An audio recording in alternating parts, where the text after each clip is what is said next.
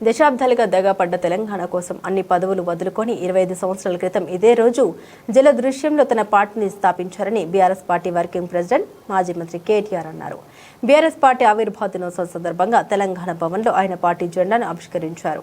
ఈ సందర్భంగా ఆయన మీడియాతో మాట్లాడుతూ మొదటి 14 సంవత్సరాలు తెలంగాణ ప్రజలను జాతిని ఐక్యం చేసి ఢిల్లీ మెడలు వంచామని గుర్తు చేశారు. తర్వాత 10 సంవత్సరాలు ప్రజలు అధికారం ఇస్తే పాలించి రాష్ట్రాన్ని దేశంలోని అగ్ర భాగాన పెట్టిన నాయకుడు కేసీఆర్ అని కొనియాడారు.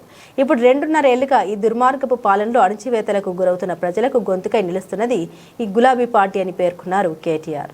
దశాబ్దాలుగా దగాకు గురై అన్యాయానికి గురై నెత్తురు మండిన ఒక జాతి ఎత్తిన జెండా గులాబీ జెండా.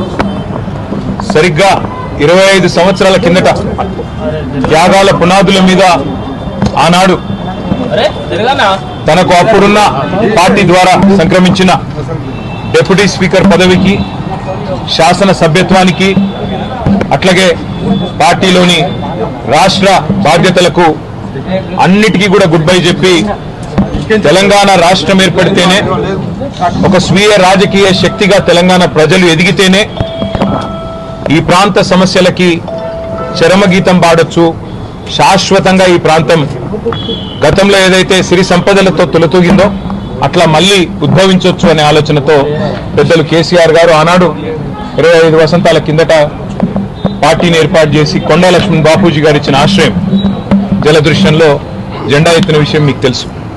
మరి 25 సంవత్సరాల్లో ఒక అరుదైన చరిత్ర కలిగిన పార్టీ బీఆర్ఎస్ పార్టీ.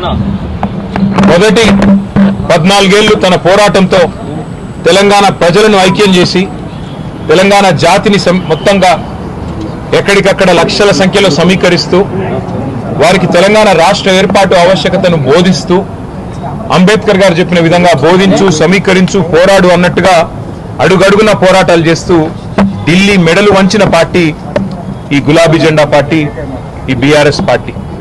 10 ఏళ్ల పాటు ప్రజలు అధికారం ఇస్తే మరి ఒక బాధ్యతగా భావించి రాష్ట్రం సాధించిన పార్టీకే ప్రజలు బాధ్యతనివ్వడాన్ని ఒక గౌరవంగా భావించి రాష్ట్రాన్ని అగ్రభాగాన 10 ఏళ్ల తన పరిపాలనలో నిలబెట్టిన నాయకుడు మహానాయకుడు కేసీఆర్ గారు.